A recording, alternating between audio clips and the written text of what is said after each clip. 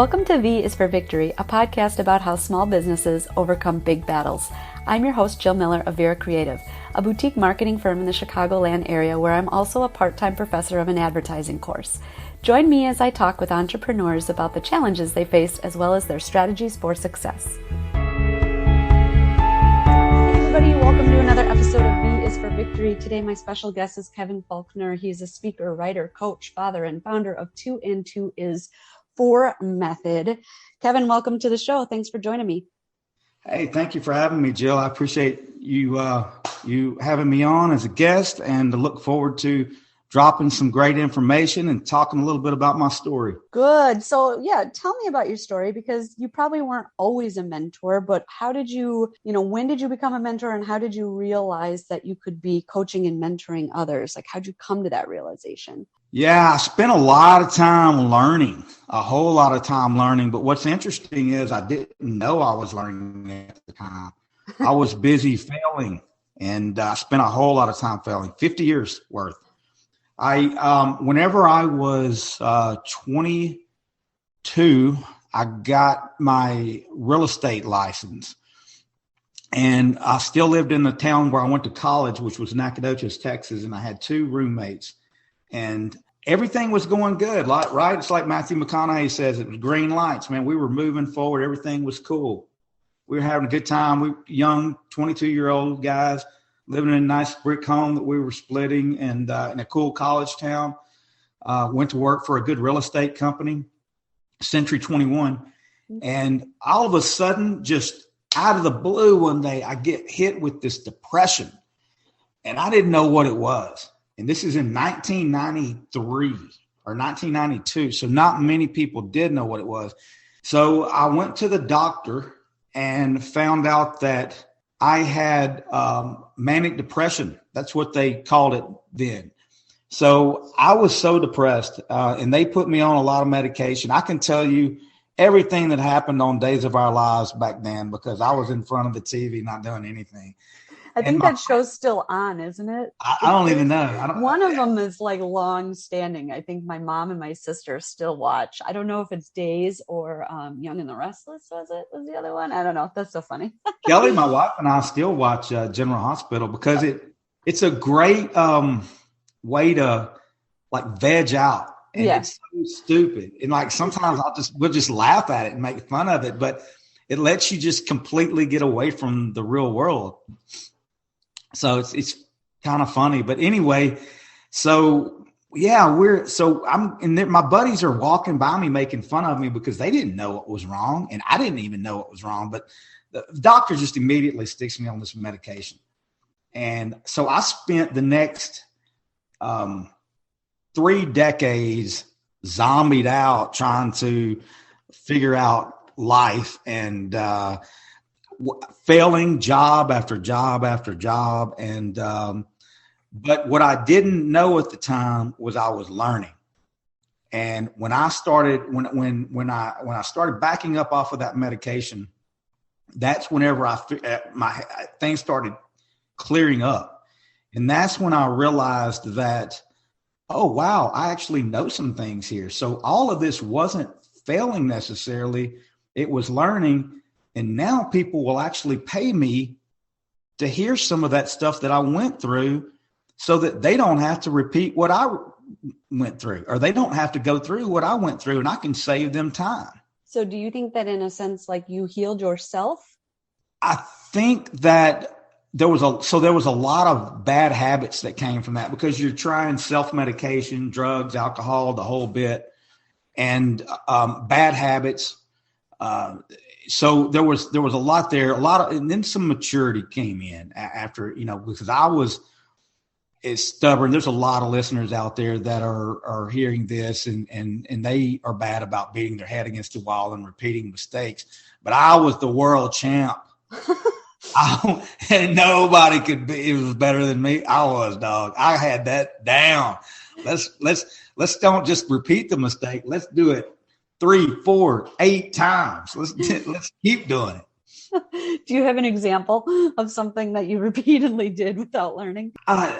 There's too many to get into just one. I mean, there's over and over and over. But What I can tell you that caused it was I had no self-value and I didn't value myself. So I was constantly getting into bad relationships. I mean, I've been married 4 times. This is my 4th wife.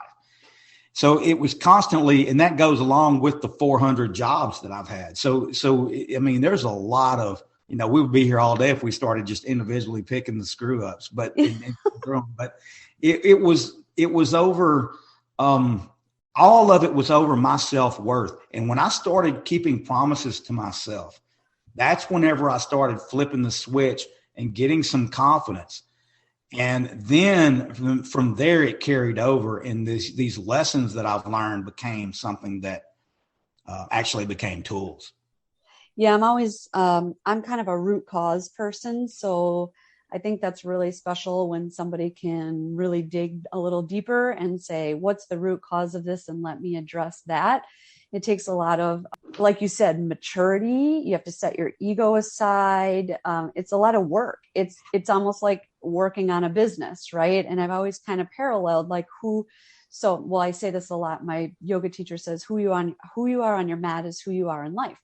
And your mat, when you get on your yoga mat, is a reflection of yourself. So if you're avoiding things on your yoga mat, certain poses or whatever it is, you're probably avoiding things in life too. And as entrepreneurs, I think one of the biggest lessons is the things that you bring from your personal life are going to come with you into your business. The way you handle your relationships, the way you handle your spirituality, the way you handle your mental health, that's going to show up in your business, whether you want it to or not. So you need to address kind of the root cause and like I say, do the work. Yeah, your business is only going to go as far as your personal development goes. And when your business stagnates, that's whenever it's because you've stagnated. It's because you're not moving forward and growing. That's what's going on there. Yeah, I love how you put that. That's so true. Talk to me a little bit about like when things started to pivot. How old were you? What job were you in at that time? Did somebody say, hey, Kevin, you give really great advice. Like, you should do this for a living. Or like, how did the whole evolution come about? Yeah, I can pinpoint that one exactly. I can tell you exactly what happened. So I met my wife, Kelly, in June of 2018. We got married in December of 2018. I still had a lot of problems, and I was doing the same thing then that I was doing as to why I failed at all the jobs I failed and why I'd failed at all the relationships I'd had before. I was living a lie. I believed that my problems could be solved by the right situation, by the right town, by the right weather, by the right person being in my life. It was always exterior things that I was going for that was going to fix my problem. So I'm in a bad place because of bad habits. It wasn't necessarily like drugs and alcohol and that kind of thing. I'd grown out of that, but it was just not a mindset. It was a mindset. I was just in a really bad place. And my wife is a winner. So she finally, in August of 2020, she said, dude, I can't do this anymore. I'm out. You're not going anywhere. You're not moving forward. I can't spend the rest of my life with that. And I'm glad she did. I'm glad it was tough at the time, but I'm glad we had that conversation. And I was devastated because I had my whole identity put on this marriage. So it was really devastating to me, even though that was very unfair to her. So I go to a friend of mine's house. It was a Thursday night. And this is somebody that I had grown up with since the 2nd grade. And again, I'm 50 at the time. So he knew my bullshit. So there was you weren't going to get anything by him. He had watched me my whole life. He had watched this train wreck. So we're sitting I'm sitting at his table, and he's in the kitchen. I don't know what he was doing, but all of a sudden I just start crying from my head to my toes. It's all coming out. 50 years of failure, 50 years of frustration, 50 years of just baggage and nonsense. And I had something happen that night. And I call it an awakening, that I realized that nobody was coming to save me. There was no person that was going to make my life better. There was no place that was going to make my life better. There was no job that was going to make my life better. It was 100% on me. And I remember saying the exact words to my friend of, it's never going to get better. It's all my fault. And of course, he's trying to be is the word diplomat, or he's trying to be polite about it, but there's no way he doesn't agree with me, because like I said, he's known me my whole life. Yeah. So he's going through, I promise you what's going through his mind is, yeah, dude, you're nailing it. I mean, it's you, bro. But he was too nice to say that, but I wouldn't let him let me off the hook, because I was in that place. So I'm just, like I said, I'm crying and it's really coming out. And something happened that night, because I guess I had finally lost enough, because I thought my marriage was over. So we went to a marriage counselor, a therapist, a couple of times. It didn't work. We didn't keep going. I was going to ask how many you went through, but 2 or 3 of them. But you identified that right away. Maybe 3 or 4 of them. But so we were past the point of no return with that. So, if you can communicate, I don't think they're bad necessarily, but if there's no communication, you don't have a chance with a therapist. So anyway, I remember telling her and that therapist, though, my wife, Kelly, and Matt, that was his name, that I said, look, I don't know what's going to happen here. This is out of my control at this point, but I'm going to come out of this a better person. This is after that Thursday night when I had that awakening. I said, I'm coming out of this a better person. So I was in it, so I couldn't see what was causing the problem. So I start watching YouTube videos, trying to understand women.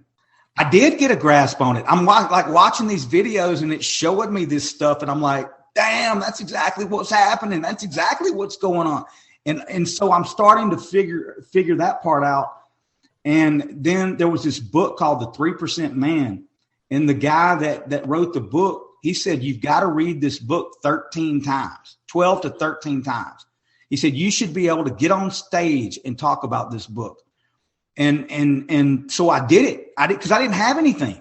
I'm in a back room at my buddy's house, right? I mean, I didn't have anything. So I'm reading this book, and all I've got is my dog. I did have my dog.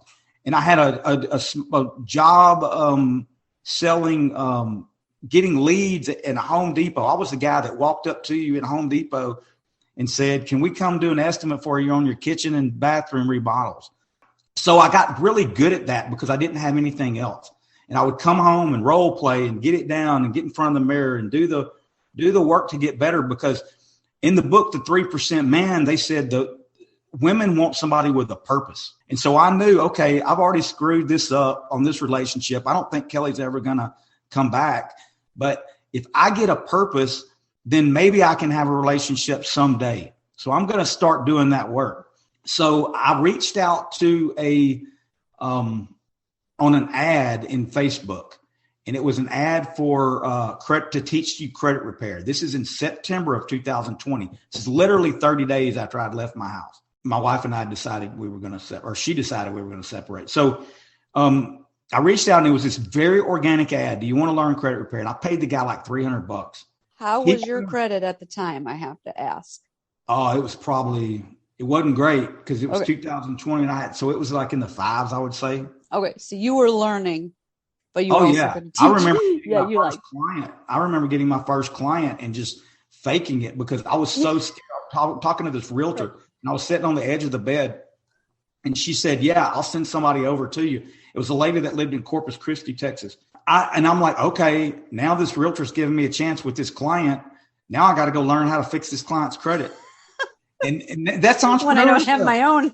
That's what it is. And so, and my own. And you know what? That client has a home in Corpus Christi because I fixed her credit. Yeah. Yeah. Awesome. That's what it's about. But so to carry on with this story, 6 months later, my wife and I reconciled, and we're doing great. That's great. That's so great. So I feel like everything kind of comes to fruition at the same time. In order to have an awakening, you have to realize, you have to take personal responsibility, right? Because if you never take personal responsibility, I don't know that the awakening can come. Once you're ready to accept, like you were saying, like, this is all my fault.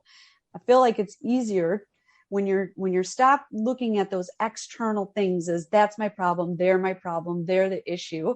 And you point the finger back and say, Or what if it's me that needs to change? It's actually easier to let go of resentment and judgment, because we typically don't hold those things against ourselves like we hold them against other people, right? So I feel like during that awakening, it was like this whole, you were ready to be held accountable, you were ready to forgive yourself, you were ready to take on personal responsibility, which led to this awakening and you reaching out on YouTube or through books or whatever it was.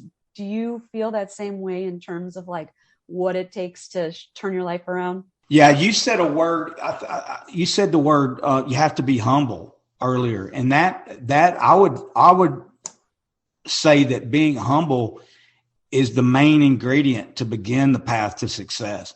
Because without identifying and getting honest with yourself, that's why they tell you be authentic.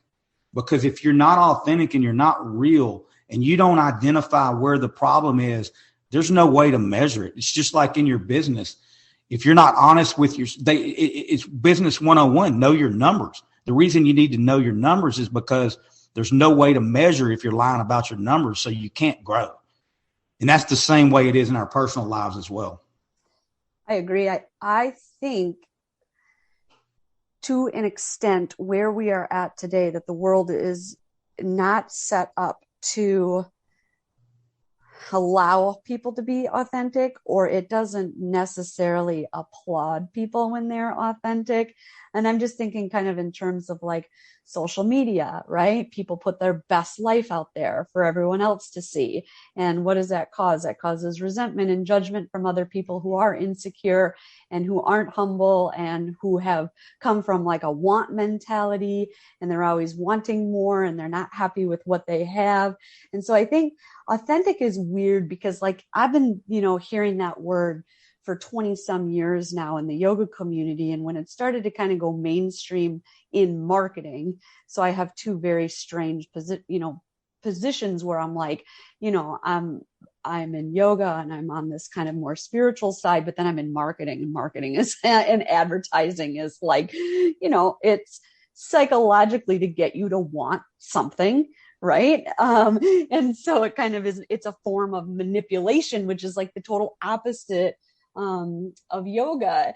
But I don't know. I just feel like once I started hearing this word come out in mainstream, it kind of just lost its meaning. That's a hard word for me at this point in time, at this day and age, because I see a lot of people out there preaching authenticity and they're like the biggest fakers. Right. And that's sad. What the problem is with it, because you got to be really, truly authentic and really honest with yourself. Because if you strip it down, like I was forced to do that Thursday night, because I didn't give a damn what anybody thought on that Thursday night. It was over. I was exposed. I knew I was exposed. The whole world knew me. There was nothing else they could take from me. I didn't have my house anymore. I didn't have my wife anymore. I didn't have my life anymore. I'm in the back room of my friend's house. If my friend at any time would have said, dude, I can't do this right now, you can't stay here, I was homeless. I technically was. I was couch hopping. I was at my friend's house. I mean, there was nothing I could do. So when you reach that level of authenticity, with yourself, you don't give a shit about anybody else because you're not worried about it. And that's what real freedom is. Because when you get that honesty going on with you, and you know that you're here to give to the universe, and you're here to tell your story so that you can help some people out there, you're not worried about that judgment. You're not worried about people blowing back on you. Yes, there's a lot of insecure people. They just haven't found themselves yet. That's cool. They're on their own path. They'll get there or they won't. Doesn't matter. It's all good. If I can help them get there, I certainly will. But everybody's fighting their own battle and their own struggle. But the key to happiness and the key is to give back to the universe. And to do that, you have to figure out who you are and where you are so that then you can begin that climb towards getting to a place where you have value to offer the world. Do you think that people can come to these awakenings, these breakthroughs without having to hit so hard rock bottom? Or do you think that that's where the most powerful lesson is? I think that I don't think it's measurable. And let me explain what I mean by that. I think there's a lot of people that will die and never reach that point. I think that we're very fortunate when we are able to have that Thursday night session. I think it's a blessing. I don't know what happened that God gave that to me, but he did. And for whatever reason, now I had to earn it. I had to go 50 years of literally just suffering. I mean, my family, my friends, everybody's like, this poor dude, he just keeps screwing up. I mean, he just can't get it right. He keeps getting back up so he can screw up some more. I mean, it's just like over and over. And Did anybody ever pull you aside and call you out? Like, well, they tried. They did try. What'd that look like? I mean, like interventions or like what? These doctors had me on all this medication for one thing, and that was like recurring incomes for them. So that's a whole nother. Yeah, they're drug dealers. Yeah. Yeah, absolutely. I am like anti-Western medicine at this point, but like I said, that's a whole nother conversation. I love that conversation though, because I'm the same way. But yeah. When it hits you, you have to just sit down with yourself. And if there's anybody out there that is trying to figure out what's wrong with their life, what I would suggest to do is at the top of the paper, write down where I'm accountable and get truly honest. It's just you and this piece of paper. That's it. Nothing else in the world. Nobody's going to see this piece of paper. And you write down what's going on in your life that you don't like. And then you write down why it's your fault. Mm-hmm. And when you do that and you get really honest with it, because we're conditioned, you hit on this earlier, we're conditioned by society to fall into a trap of bullshit of where you've got to do this and you've got to do this and you've got to fit into all this made up nonsense.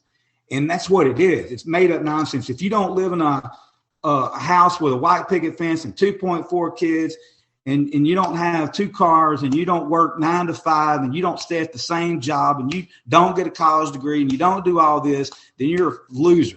And that's just bullshit, because what happens is when we're kids, we mess up. I got married when I was 22. I married a woman that had 2 kids that was like 8 years older than me. And it was just a stupid mistake. And not that she was a good person, but it was just a stupid mistake made by a kid that had no business making that mistake. Well, then I got married again after that one because I was trying to fix that mistake, because my parents had been married for decades and I thought that's what it was supposed to do. So I'm trying to fix it. So I'm chasing what I think is success at that time and forcing it and trying to put squares in circles. And you can't do that in life. So that happens to all of us. We all get caught up in that scam. And I think we just need to practice some forgiveness with ourselves. Like I said, right at the top of that page, right, what you hate about your life and why it's your fault, and just get really honest and clear on that. And don't worry about what everybody else thinks, because when you do get that place and you do reach that rock bottom, what you're going to find out is you're still alive and you're still okay. Yeah, we actually did at one of my yoga teacher trainings, we did a very similar exercise. I remember we wrote out a situation like just as we saw it. Then we wrote it out as though that situation was 110% somebody else's fault and somebody else to blame. And then we wrote it a third time where it was 100% our fault. And only, we had to own up to it and we had to take accountability and responsibility. And it's just interesting when you do that, the shift that it creates in your mindset. It is really powerful. I love that you brought that up, and it took me back, like, again, to my yoga teacher training. So that was brilliant. So now you're still doing credit repair? Yes, I have 3B Credit Health. That's the name of my credit repair business. We've been growing and doing real well. We're changing a lot of lives. We concentrate on helping folks that we can help anybody, but we concentrate on helping folks that are trying to qualify for home ownership. Yeah, that's realtors are obviously very good people to connect with there. Talk to me a little bit about the marketing and communications of that business and what you've learned along the way in terms of just marketing. Yeah, I know you don't like Facebook, but I've used Facebook, my personal Facebook page. I've never paid a dime for advertising. I've used my personal Facebook page in a way that allows you to basically think of a billboard, and then think of you get to put the cars you want driving by that billboard, and then you get to talk to them 3 times a day. And that's how I use my personal Facebook page. Because if you use a business page, like a lot of folks out here will agree with this, listeners, you when you're on your personal business page, you don't get the engagement that you would like. And the reason you don't get that engagement is because Facebook is a business. Yep. So they make their they money. Want your money. They make their money off of paid advertising. So if you're not paying for advertising, they're going to hide your business page in the algorithms. Yep. But from a personal page standpoint, you're the consumer. So they reward your personal page. So I flipped the script and I use my personal page as a CRM in order to build my business. So if you go through my personal page, you'll see that I'm friends with nothing but realtors and lenders. That's awesome. Now, do you have a team underneath you, or is it just you? Are you solo? It's me, and I have at this point one person that works for me. Great. And how long have you been doing that now? So as I know, 2020, is that when you started? Yeah, I started this business. I got my first client in September of 2020. That's amazing. That's awesome. So talk to me then a little bit. Let's go back and explore some of the other things that you do. 2 and 2 is 4 method. Yeah, the 2 and 2 is 4 method is accountability. And if you go back to my story and you look at my story from before August of 2020, before that Thursday night awakening, I was trying to force 2 and 2 to be 5, which is what most of us do. And it never works. We think if you look on Facebook, you'll see, or on social media, period, you'll see people complaining because they want to find that perfect 10. But then you go check out their profile and they're a 4 or 5 at best. They don't have their own life in order, but they want 10. That's 2 plus 2. That's trying to make 2 plus 2 10. It does not work. That math will never add up. And that's that beating your head against the wall. You have to use the 2 plus 2 is 4 method. When I started using 2 plus 2 is 4 and thinking of life and everything I go through in the aspect of, does 2 and 2 add up to 4 here? Yes, it does. Okay, move forward. You're making sense. And just applying that simple equation to every aspect of my life, that's when I started having success. I love that. And so is that something you developed on your own? Was it like inspired by someone or something? Did you have a mentor along the way? Ryan Stewman, Apex. Okay. How long have you been in Apex? I joined Apex in December of 2020. Okay. So I had already started that ascension. Is ascension even a word? It is a word. I don't know if I'm saying it right. But I had started that, the rise upward, since I can't say the word ascension. I had started rise upward in 2014. I found Grant Cardone and I started, and then, once you find one of those guys, then I really liked Brad Lee, who I met, who I connected with from Grant. And then from there, I think that's how I found Ryan, was on actually Brad Lee's podcast back in the day and a couple of years back. And I liked Ryan. So then I started listening to his podcast and kind of get on that tree, and all those guys are, even if they don't like each other, they're connected. Yeah. Yeah, that's great. Yeah, I've had a couple Apex members now on the podcast. So they're always powerful stories. I like the group. I don't belong to it, but Jen, the person who connected you and I, belongs to it. So, and she's a co-host on my show from time to time. She's awesome. She's awesome. I love Jen. Shout out to Jen Rads, who's in Texas now. That's so great. So in terms of, did you write a book? Did you write a book? I have one that's coming out. I'm a contributing author in one that's coming out, should be at the end of this month or next month.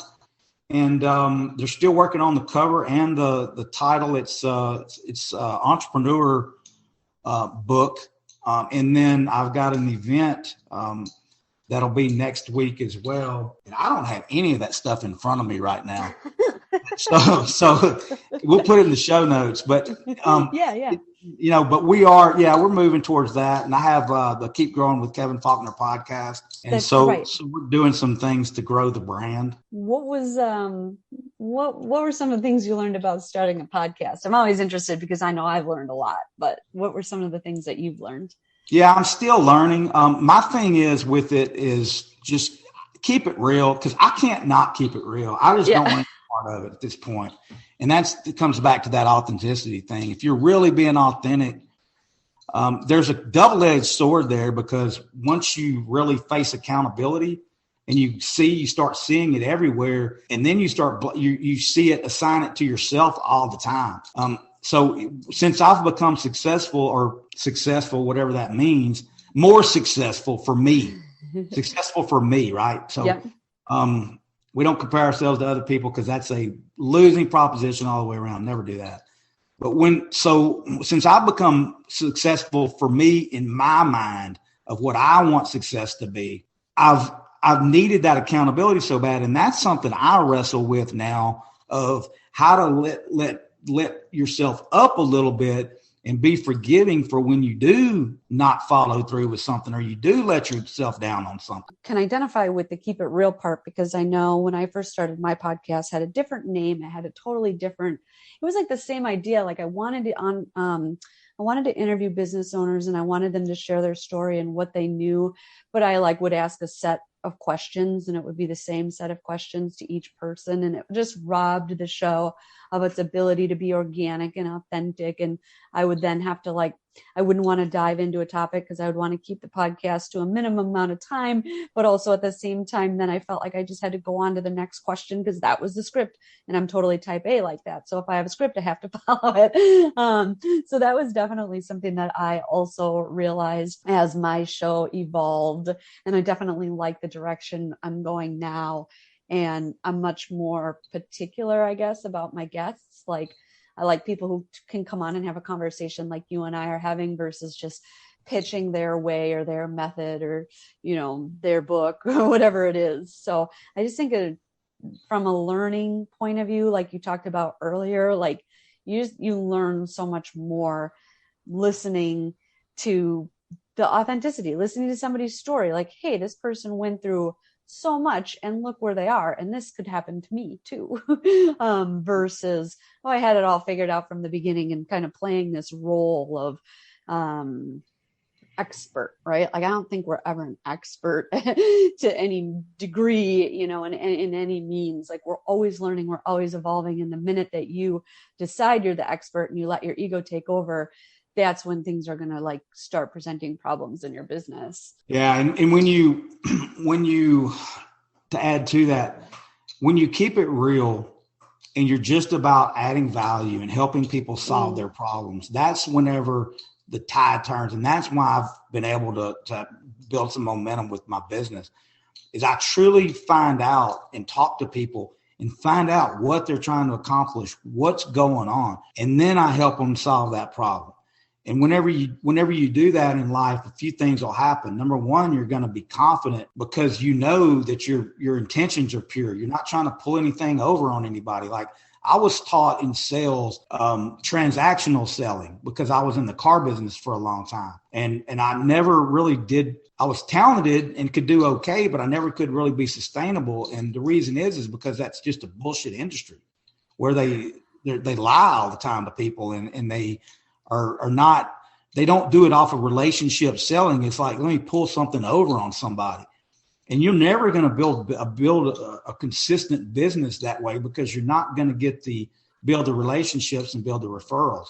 I don't love sales, which I realize every job is a sales job, but I hate sales. But I love that you call it relationship selling. I've actually never even heard that term before, but you're absolutely right. And I think back to this story of my husband's family has had a timeshare for many, many years down in Florida.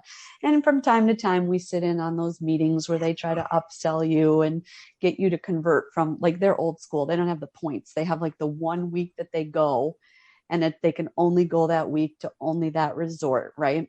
Where everyone else has kind of since converted to these points where they can use their points at other resorts and go at any time of the year to all these other places. So the last meeting that we were in, where they were trying to get us to convert, well, I think it was the second to the last, actually.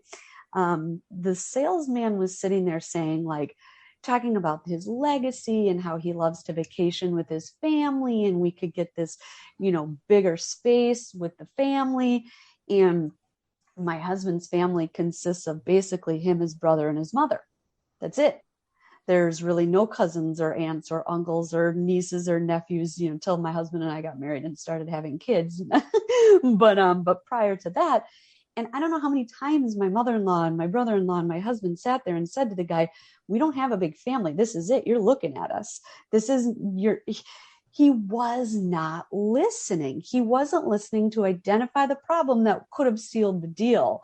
And I feel like that is the number one problem, probably not even just in sales, but in communication in general, is just the lack of listening, the listening just to when you can chime in and add your response, or, but not listening for the problem and how to help people and add value, like you were talking about. Yeah, you nailed it. You nailed it. Because what it is it's there's two things that you need to create a sales transaction. You have to have a healthy sales transaction. Let's be clear about that.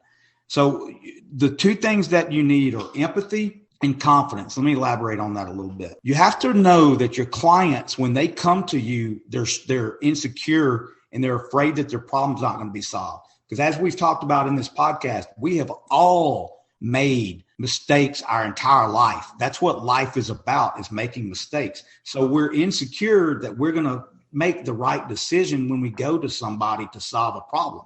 We don't even understand the problem. If we did, we'd solve it ourselves. Mm-hmm. So we go to a professional to solve this problem. So for me, let's put it in credit repair terms. So when somebody comes to me and their credit needs some help, they need some support with their credit, they're scared and worried that, is this person somebody I can trust? And is this person somebody that knows what they're doing? So they're worried about that. So the first thing I have to do is build empathy for that person. So here's some sales training for you guys. The first question that you want to ask is, what makes you reach out today? That is the best question you will ever ask somebody. And then when they start telling you why they are reaching out, be quiet and really get present with them. Listen to what they're sharing with you, because they're going to tell you how to solve their problem for them. Now, there's a couple of things that are going to happen there when that starts happening. You're building a bond, and that's going to transition you over to be able to, now they'll settle down, they'll take a breath, they'll say, this person's truly trying to find out what my problem is, and he cares. Now they'll let their guard down and let you explain to them and earn their confidence that you are the professional in your field and you can solve their problem. Because if you don't build that empathy, then you've got two people that are just not communicating. You're not listening to their problem, and they're not going to listen to you explain to them how to solve that problem. So you've got a failed situation there. You have to give them the olive branch first so that you can build that empathy. Then they will relax, and then you can explain to them how you're going to solve that problem. Then from there, you've got a healthy relationship. You can solve that problem. Now you've got a referral and a lifetime client. That's great. That's really awesome advice. And thank you for sharing that. When you're working with a client, how do you kind of identify those red flags that they're not taking accountability, they're not taking personal responsibility, that they don't have the confidence, that they don't truly believe they can be helped or their problem can be solved? What are some of the things a client might say so that our listeners, if they catch themselves using that same language in their minds, they can kind of flip the switch? Yeah. So that happened. So when I first got into credit repair, my first client, because I was in the car business, I did have a history in the car business. And I knew that there were a lot of people that got turned down for cars. So my first thought was, I can get a lot of clients from a car dealership. Mm-hmm. But what I learned was pretty quick was that that's not always the case, because there's a lot of people that go to car dealerships, get turned down for a car and frustrated on Saturday. And they say, I'm going to solve this problem. This is never going to happen again. I'm done. And then on Monday, they reach out to me. Well, they're really not trying to solve that problem. On Friday, it's beer 30. And they're like, okay, we're not going to pay Kevin to fix our credit. Screw that. We're going to buy a bottle of whiskey. So then they would fall off. So they really didn't want to solve a problem. So what I did was I transferred my avatar, my ideal client, over to people that were looking to buy a home, because that's a certain mindset. That's people that really have a goal in mind. Now, let me go back a little bit to the mini training I gave you guys a second ago where you're building empathy. When you ask that question, what makes you reach out today?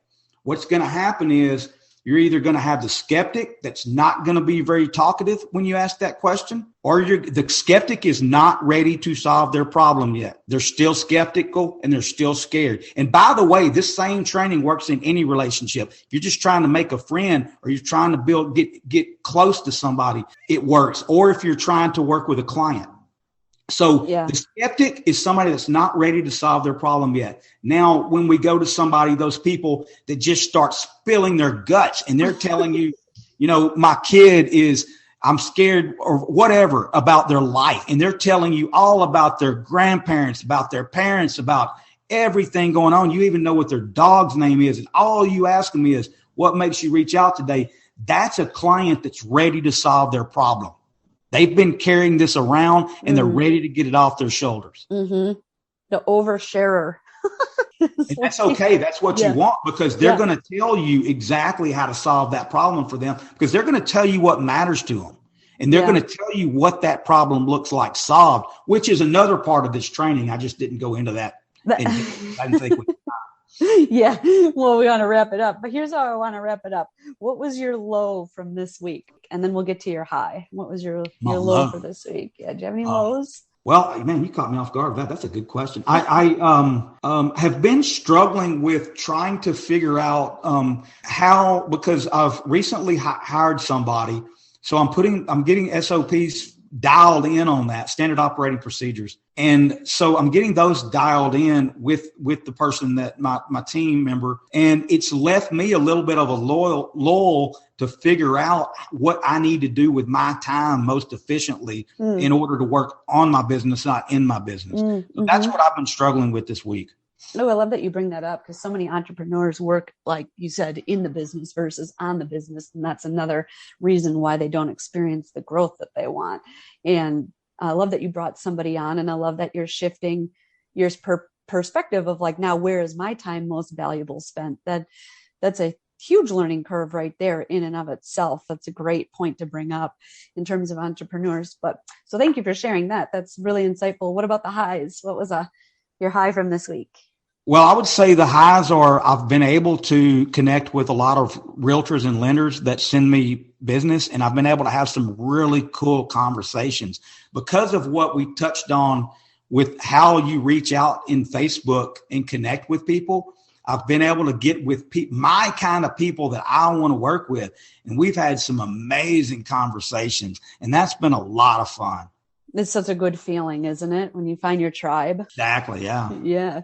Okay. My last question. What does the world need to hear? If you're wanting to know what the one thing, and we kind of touched on this earlier, the one thing that makes Kevin Faulkner be able to call himself, I'm not calling myself a success in anybody else's eyes. I don't know what your definition of success is, but in my eyes, I'm successful at what my version of success is. And the one reason that is because I never gave up. And if you take away anything from what we've talked about today on this awesome conversation, do not quit. Keep getting up. I love that. I'm especially in the entrepreneur world. There's so many days you're going to wake up and be like, it'll just be so much easier to go back to the 9 to 5, have somebody give me a paycheck just for showing up. And that's the mindset it's just not going to get you there. It can't even be an option for you. Yeah, failure and giving up.